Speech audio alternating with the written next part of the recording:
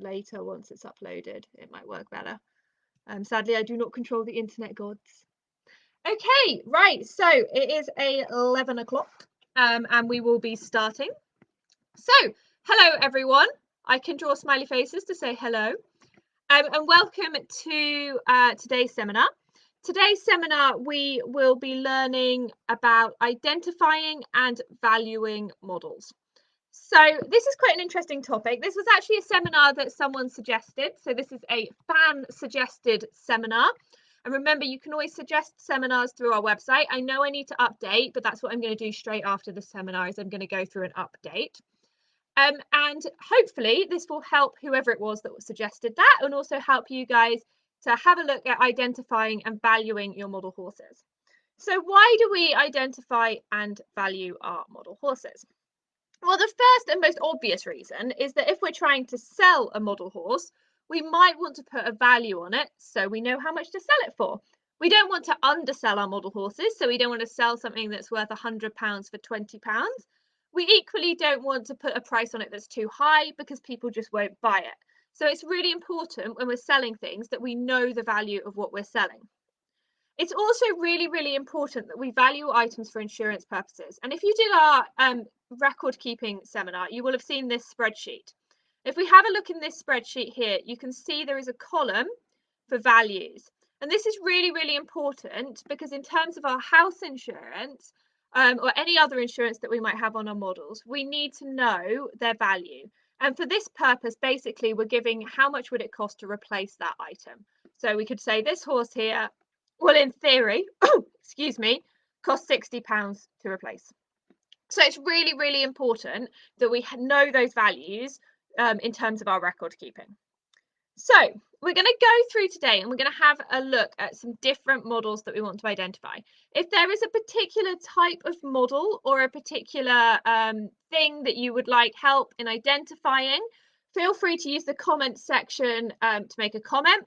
You could also use the discussion post on the Facebook page. Excuse me, I'm going to have to take a drink. I've obviously not got a good throat today.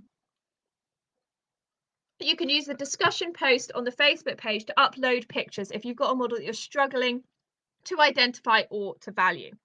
So we're going to start off by talking about original finish models. And we're going to talk about how we might identify different original finish models. And then we're going to talk about how we might value original finish models. And then we're going to talk about artist resin and custom models that are a bit more tricky to identify and value. So I'm going to talk you through how to identify which resin it is, for example, but also how we might start putting a value on a resin or a custom. So let's start with the thing that most of us will own, which is copper Django. Holly, should we start off by answering Holly's question of how much a copper Django might be worth? Because I have one and that might not be the right one. We could probably get a value on it. There we go, copper Florentine. I've got a value of £10, which I think is probably far too low. I think if I was selling him, I'd actually put a value of £50 on that personally for the copper Django, maybe a bit less. We can have a look and research that later. And maybe that I did research that at the time, but we can have a look. So the first model we're going to have a look at is this one here. I've chosen this one simply because it's one of the first ones in my photo album of models. In fact, it is the actual first one. So it's number one in my catalogue. So if you know nothing about Breyers, where would you start in trying to identify this model? Now, most of you guys who are watching probably know what this model is already. It's quite an obvious one. But basically, what we would do is we'd go to this website here, and this is our sort of holy grail of identification. Now, Identify Your Breyer is not complete. There is not everything on there, but your standard regular run and your standard special runs, things like Breyer Fast specials, will all be on there. The things that are missing are the really rare pieces. Those are what are missing, and it's unlikely that that's what you'll have. So we first of all need to know what scale our model is. Now we can remember if we go back to some of our previous seminars that the traditional series is the second largest, and we've got a nice helpful guide here to show us about the height of our traditional model. So we can look at it and go, okay, I know it's a traditional. I could use this measurement here to help me. And I'd click on traditional. The next thing I need to do is to identify the mold. Now, unfortunately, Breyer have, I'm just going to hide this.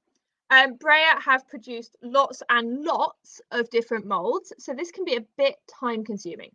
Now, if you're stuck, the first thing you might want to do is think about, okay, what breed is it? Because it might just be named after the breed. So you can always use Control and F to help you out at this point.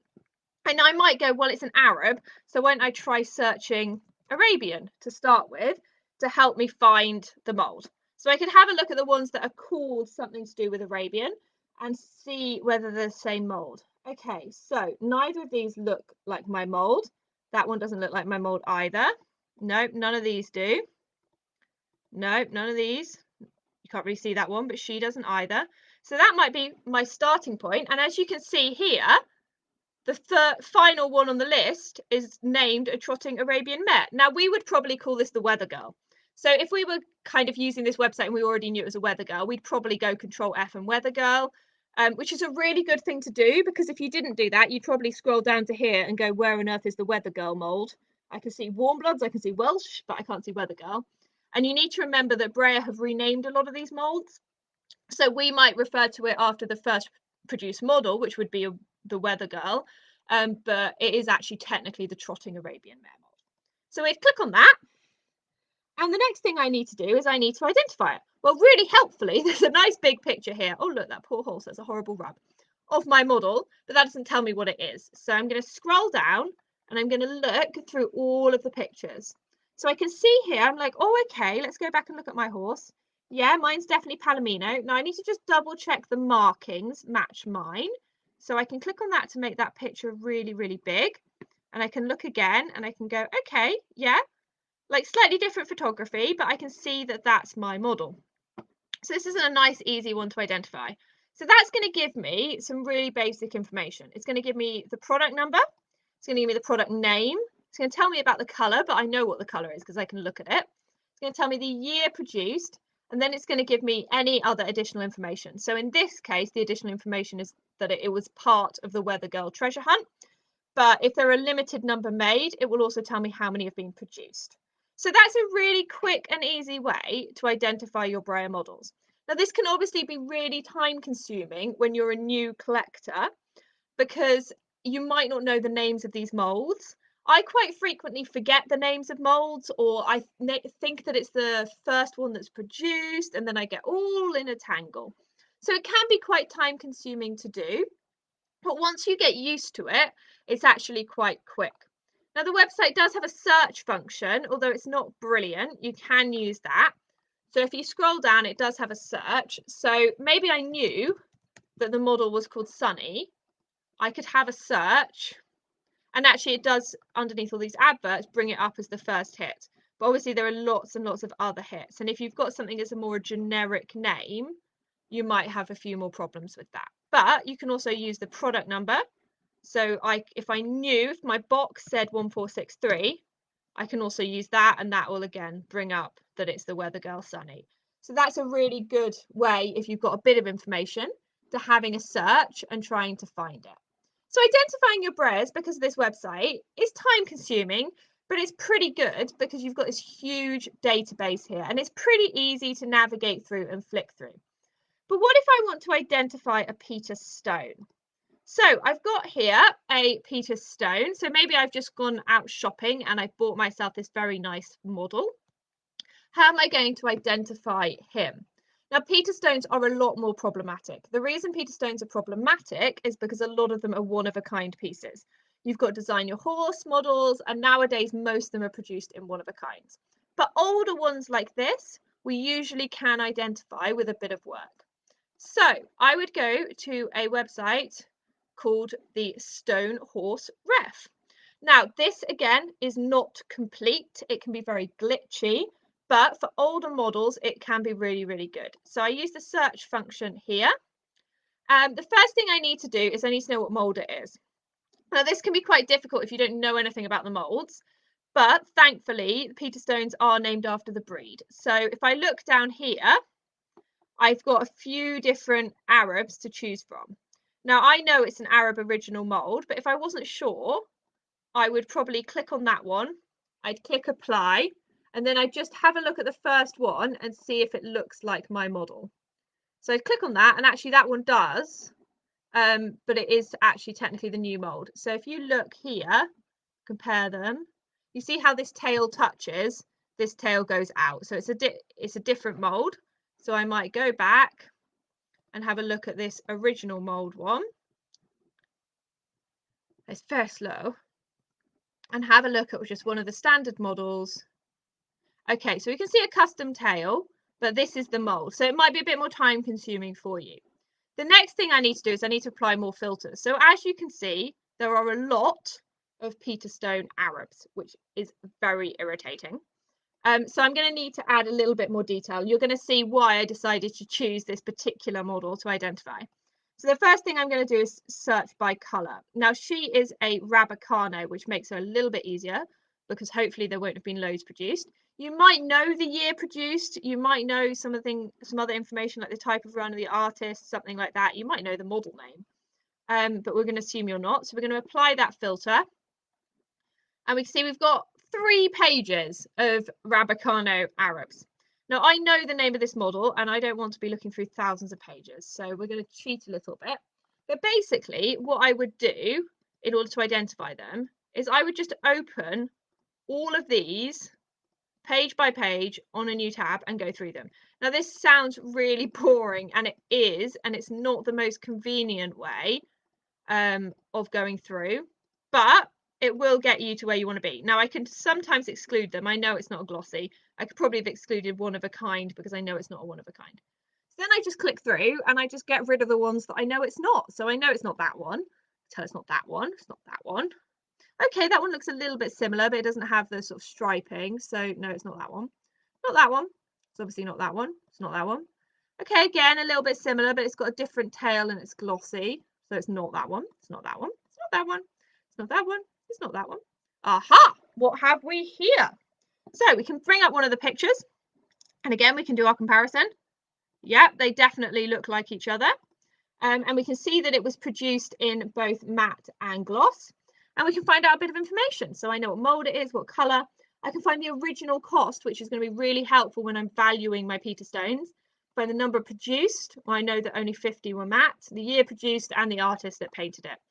I can also see here that they were supposed to come with certificates of authenticity, which mine didn't. So that might be something I want to bear in mind when I'm valuing mine, is do I have that certificate of authenticity?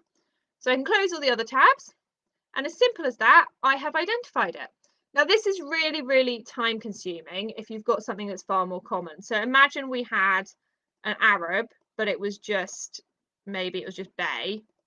We can see that obviously we're going to bring up a lot more results. So at this point, you might want to be looking at other methods of identification because this could be quite a time consuming thing to do. But we'll talk about that later. So we've identified ourselves a brayer. We've had a look at how to identify a stone. That's later. But what do we do if we want to identify a schleich? Now, the first 2 things I've shown you, I'm going to assume most of you who are experienced hobbyists know about those sites. You probably don't know about the site that I'm going to show you now. Now, this is not an actual identification site, but it is the best place to identify schleich models. I haven't actually looked this guy up yet, so I'm going to hope he's on there. Sometimes some of the newer ones aren't there, but we can hope. So imagine I've just got this model and I want to identify him. I would head along to this website here. Now, this is an Australian toy store called Toy Dreamer. Now, as you can see, this website has a lot of schleich. In fact, it pretty much has every single schleich ever. If we scroll down, we look under the horse or the farm life, we can see there are lots and lots of models. And the great thing about this is that with schleich, we usually know what breed they are, or we can make a guess. So if, for example, I just bought a paint horse, again, I can just do a search of the website. And I would be able to look up and see all these different paint horses, which would allow me to identify my model. It could be a bit time consuming, but you can identify pretty much everything through this website. And it is really, really useful because there is no real good directory for schleich. This is the best one I found. So the first thing I need to do is I need to choose the series that my model is from. So I've got a unicorn, so I know it's from the Biala series. Now I've got 2 options. I can either search or I can scroll. With the Biala stuff, maybe I might know the product number. I might have a guess that it's something to do with rainbows. But sometimes the easiest thing to do is just to scroll. So I can just scroll down and hope that the model I've chosen is on here. Here we go. So I've got some rainbow unicorns here. I've got 3 different ones to choose from. So I'll go back and look at my photo. Okay. And then I can see here, this model matches mine. So I've got here the product number, I've got here the name, and I've also got the price they're selling it for, which is not a great indication of value, but could be quite useful sometimes. And more importantly, I've got the years it was produced. So I know this is 2016 onwards. If you look at this one above, it's 2015 to 2017.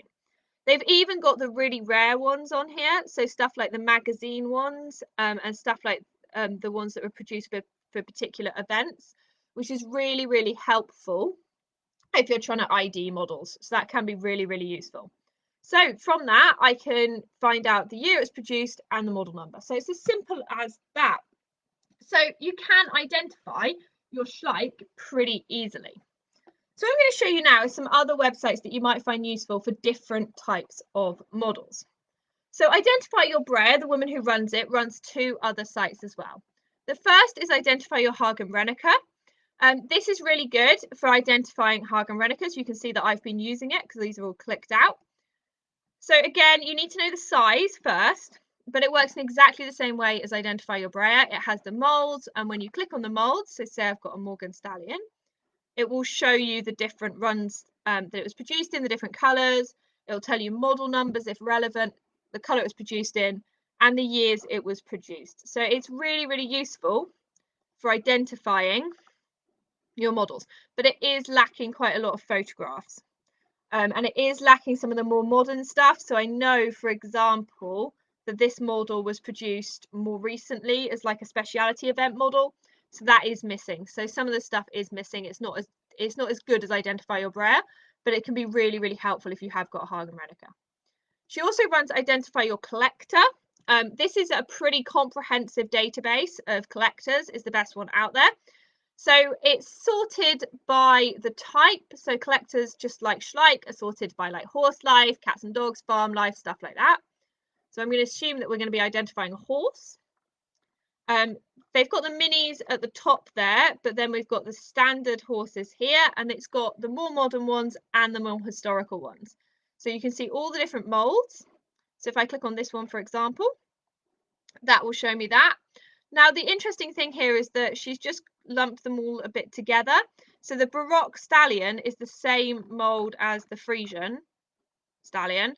They're the same mold, but she hasn't got them as together. So that can be a bit problematic when you're searching, but it can also make it easier because pretty much all the pictures are there. So this is quite a good site. If you've got some collector you need to identify, you can find out all that information, when it started to be produced, how long it was produced for, the colours it was produced in, and the model numbers. So really, really useful for your records. There are also some other sites that you might find useful for CTF identification. So if you've got Juleps, the Julep identification site can be really, really helpful in telling you the mold. So you basically go to the website up here, go to models. You've got the option of the vintage, current, and horse of the year. So I'm going to assume, say, it was a vintage model. And again, you need to know a bit of information, or you need to be able to figure a little bit of information out. So this can be a bit time consuming if you're having to click through molds, like with the Peterstone. So for example, if I had a pony, I might have to click on all of these to identify it. So I might have to go, okay, I need to click on that one. Is it that pony? No. Is it that pony? No. But it does give you the mold.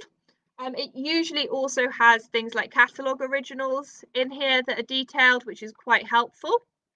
But the most important thing with the Juleps is really knowing what mold it is. So, for example, knowing, that you've got that is the Handy Hunter or the Heavy Hunter and stuff like that. And you can sort of see when it was produced as well. And they usually have the information as to when it was discontinued. You can see the more current ones. And they usually have, if it's a catalogue model, in there as well, so you can identify a catalogue model, so ones that were produced for a particular time. So for example, I've got this one, and I could look up that it's Apache and it was produced from 2001 to 2002. So I can do it in exactly the same way as I would Breyers, and then they usually also then have all the extras as well. So a vast number of the Juleps you'll have will be spares, there will be one-offs, but we also have all of the catalogue models. And of course they have the Horse of the Year molds as well, which were produced in sets. So really good way of identifying a Horse of the Year model, which you need to identify in a similar way. There are also sites to identify My Beautiful Horses, sites to identify Grand Champions. There are databases for things like Beswick's and Royal Daltons and stuff like that online, but they tend to be not as good as buying actual physical books for identification. The final one I'm going to show you is the My Little Pony one, because I frequently see people requesting information about My Little Ponies. This site's really, really good. It has a good database of all the My Little Ponies produced, but again, it can be a little bit clunky to search on. So if you know you've got a G1 pony, you can either search by colour or country. If you're trying to ID colour, it's usually easier. So if I know I've got a pink pony, I'd click on pink. And then basically what you have to do is you have to sit here in front of your computer and scroll through until you find the pony that matches your pony. Now, sometimes there are images missing, which is not necessarily helpful. You can usually use the cutie marks, and a search can usually help you. So if it's got like a cupcake on it, you can usually search for like cupcake because they'll normally be named after that. But it is quite a good database, and it is quite useful if you're identifying your My Little Ponies. So that is a sort of general quick guide as to how we might identify original finished models. So if you want any of these links, I'll post them under the discussion post, and I'll try and post a few more that I've got saved as well. We'd be here forever if we went through every single one. But what we're going to talk about now is how I might value my original finished models. Now, what I'm going to be talking about when I'm talking about valuing today is I'm going to be talking about valuing in terms of what value you're going to put on that spreadsheet for all your models.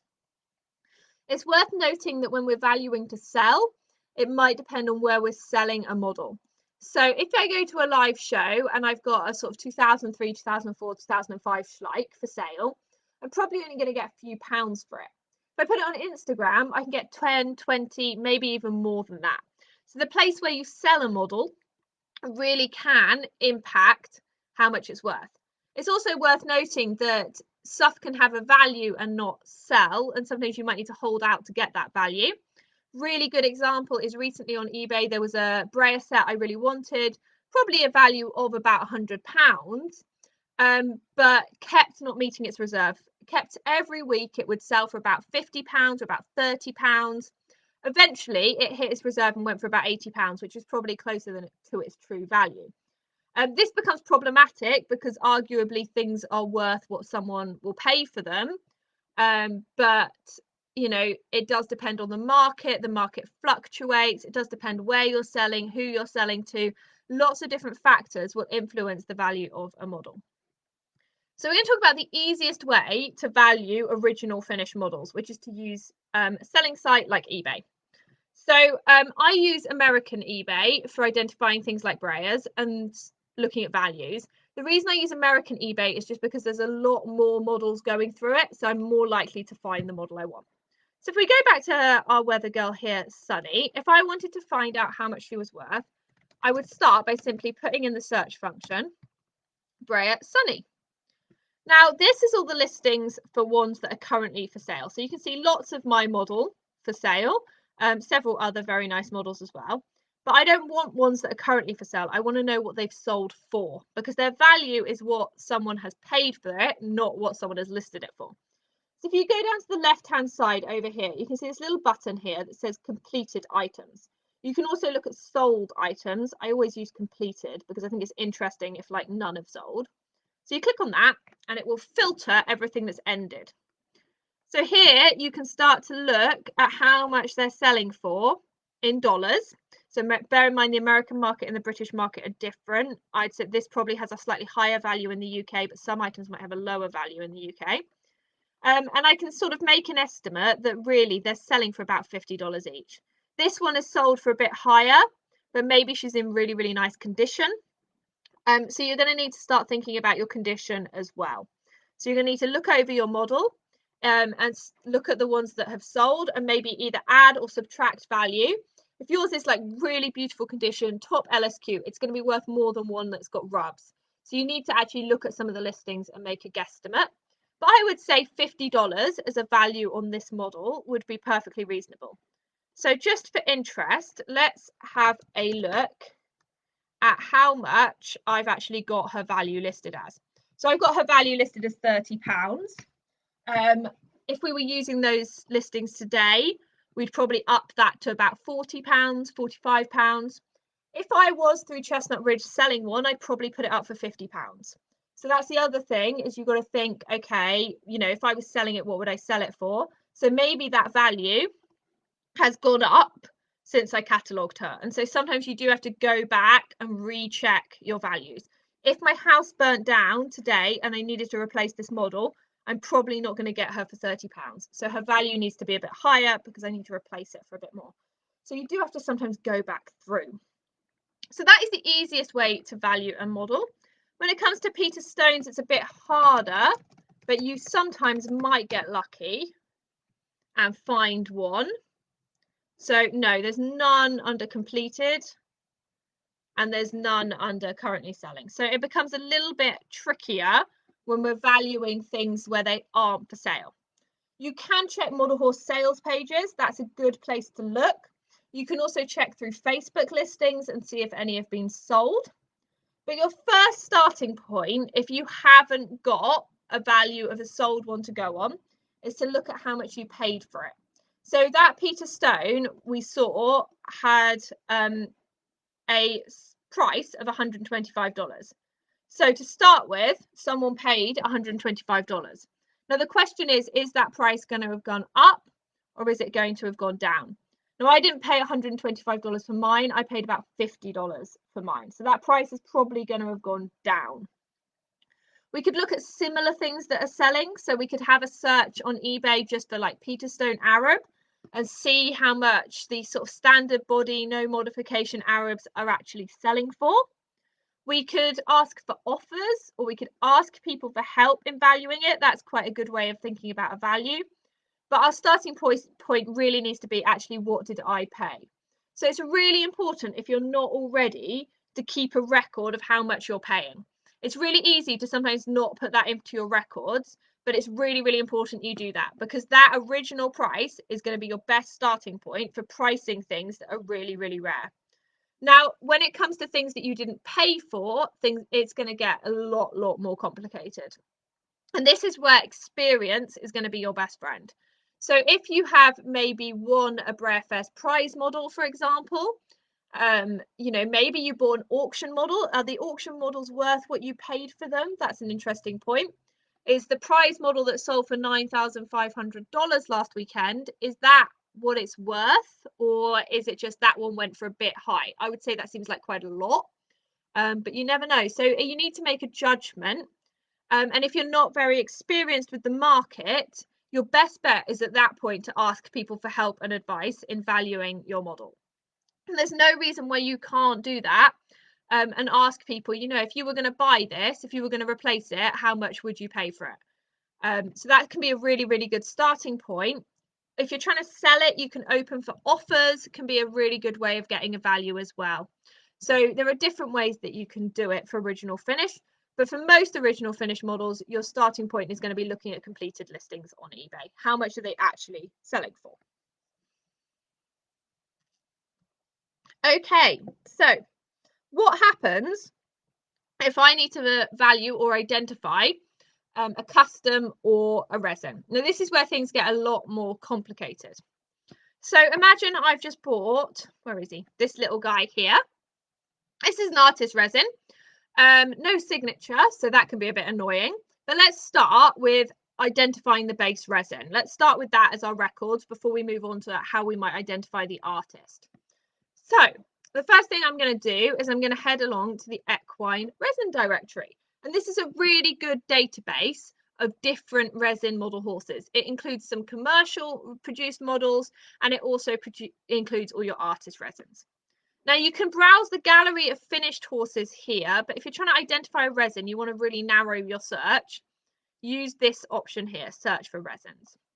Now we say we don't know the resin name. That's what we're trying to find out. So we'll start with breed. Now this one's quite an easy one, which is why I chose him, because we can scroll down, we can see donkey foal, and we can think there's probably not going to be that many donkey foals. And look, there aren't. There are 4. So these pictures will come up here, which are really, really useful. And I can see here, here's my donkey. And I can click on it. And it's going to give me a little bit more information. It's going to tell me who sculpted it, where I could buy it, and what scale it is. So it's not a huge amount of information, but it is quite useful. So I now know who sculpted it and when. I can probably also from that help to find out the sale costs. So most of the websites will have previous sale costs for the resins.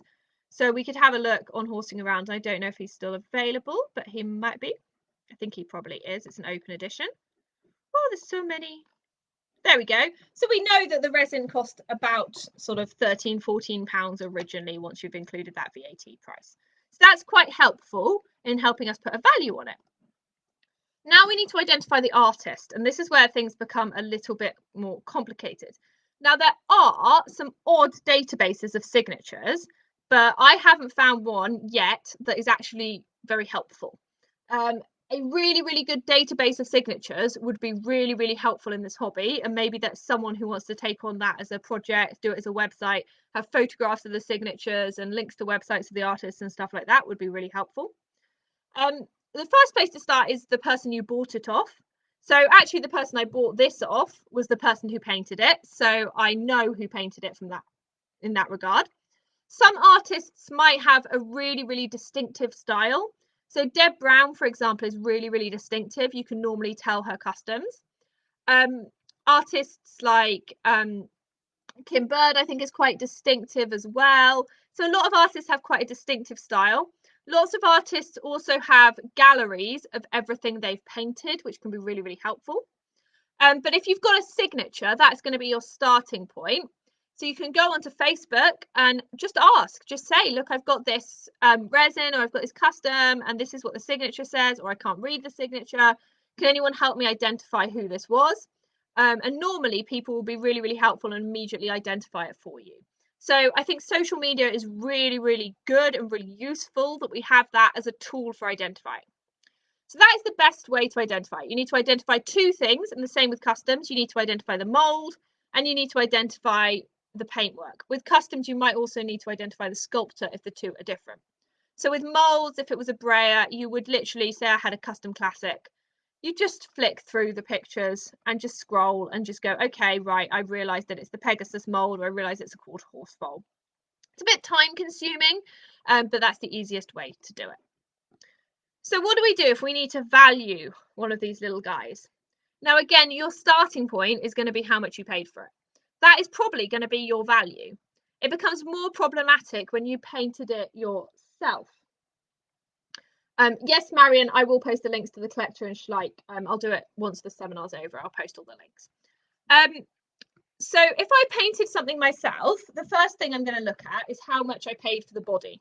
So say I bought one of these from Horsing Around, I'd probably have paid about £20, including shipping. So I bought it, I paid £20 for that body. Now I need to think about how much value my paintwork has added, or how much value my paintwork has taken off. If you paint a resin really badly and the next person has to strip it, then it may not actually add value, but we'll assume that it's adding value.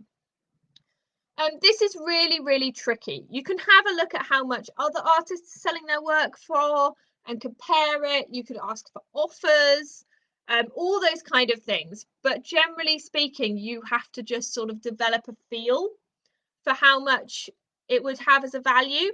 So if I painted one of these little guys and sold it, I would probably sell it for about £45–50. Now, a more complex paint job, you might add more value onto it. If you maybe had taken it to a show and it done really, really well, you could argue that would add value. If you've done resculpting, if the resculpting is good, that again will start to add a bit more value because you've made the piece a little bit more unique. You've made it all more your style. But again, it's also going to fluctuate with the market. And this is a big problem, is that sometimes everyone is obsessed with resins and they sell for loads. And other times you'll find that those higher price resins and customs are just not selling.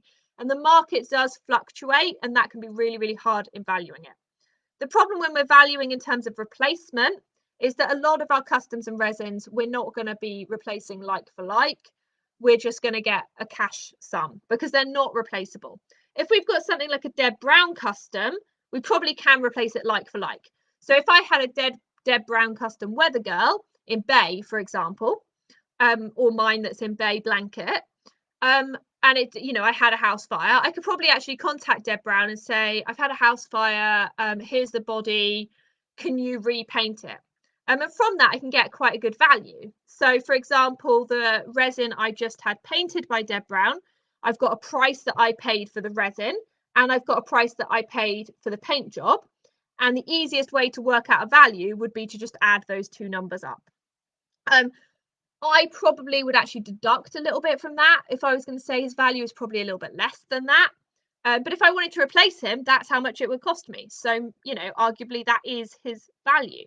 So you can see it gets a little bit tricky. But your basic starting point is how much did the body cost? How much did the paintwork cost if you paid for it?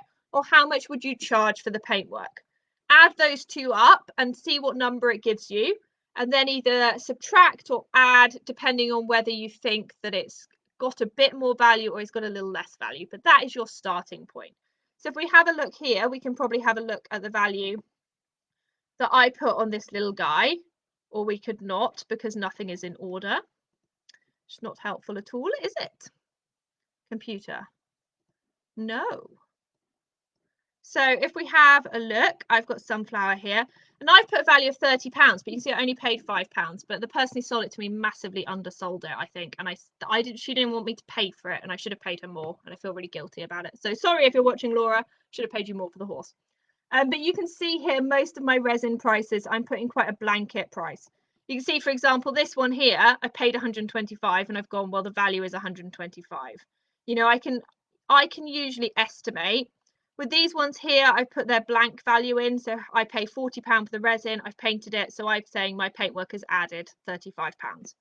I'm lucky in that I sell my work quite a lot, so I know what it sells for. I know if I paint a Maggie Bennett micro resin and put it up on my website for £75, it will sell for £75. I know that.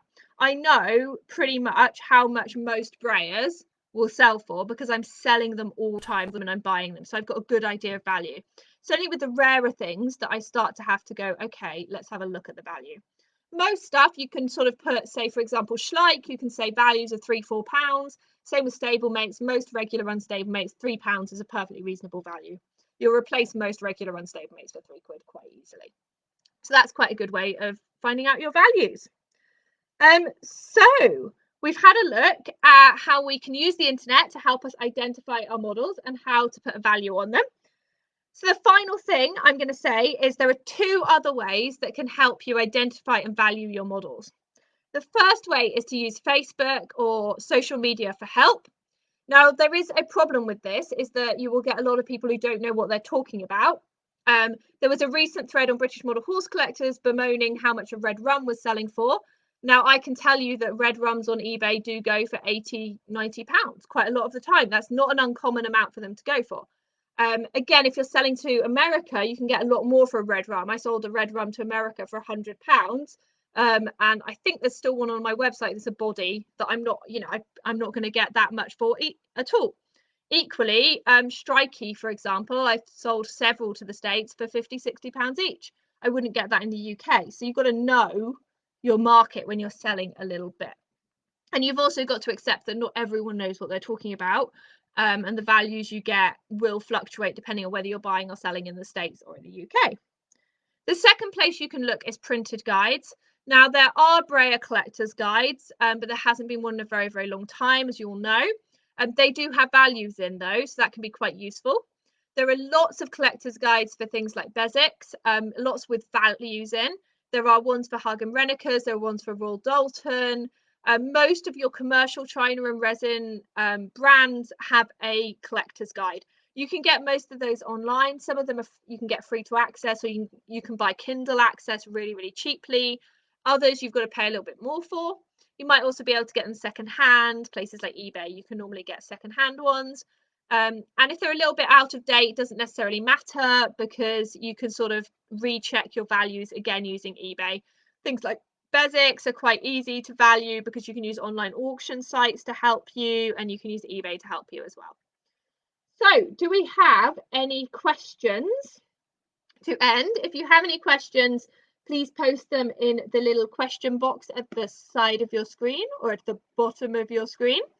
I'm going to post all of these links here on the discussion thread, like underneath, and obviously add your own links if you've got a site that you find really, really useful. I'll also go through and find the Grand Champion one and the My Beautiful Horse one I use, because those have been really useful as well. If you've got a model that you'd like a value on, you're really, really stuck, feel free to post that, and I'll happily tell you how much I would sell it for if I was selling it. And I'm sure other people will be able to help you with giving some values or some identification as well. In terms of identifying really rare stuff, please bear in mind that not everything is there. So I completely forgot about this, but I was going to use this as an example. This model looks pretty basic and boring, but it's actually so far the only variation like this that we know about. He doesn't have a white stripe, and he should have a white stripe, and he's not got masking or anything like that. And I still haven't found anyone else that's got one as well, and I'm desperate to find someone else that's got one because he feels very unique at the moment. But that's quite a good example that sometimes you can have stuff that turns out that it's actually quite rare, or turns out that you just can't identify it. I have no idea what value I would put on this model. I probably couldn't replace it because I have never seen another one that's missing the white stripe. Paddock pals are not massively collectible, so if it was a traditional, maybe it would have more value. So it's a really hard one to value, and one that I've definitely just like randomly slapped a number on. So sometimes you do have to just randomly slap a number and accept that if your house burnt down, you know, the insurance company might question it. In which case you'd probably then go, well, let's try and find some experts in the States or something to say that this brayer is something really special. That can be quite hard. Right, okay, so I hope you enjoyed today's seminar. Next week, we are doing another judge along as requested. We will be judging workmanship next week. So you can all join me in my conservatory on top of my washing machine as we attempt to judge some workmanship horses. So you can brush up on your workmanship judging. Join us next week at 1 o'clock in the afternoon for that seminar. I hope you all have a lovely Friday and have all just about recovered from Brayerfest. Please make sure to vote for our next seminar on our website. I'm going to go through and update it now and remove these two and add the next ones in. Please bear in mind that in the middle of August, we are going to have to switch to Saturdays because I'm obviously going to be back at work. So we can't do Fridays. But you'll see that date on there, so don't worry too much. We'll know about it well in advance, and hopefully the neighbours won't bash through the walls too much.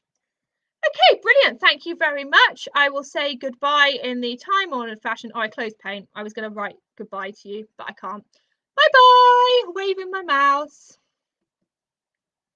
Oh, I won't say goodbye because the computer's frozen. This is exciting. I can't log off. Okay. Well, you can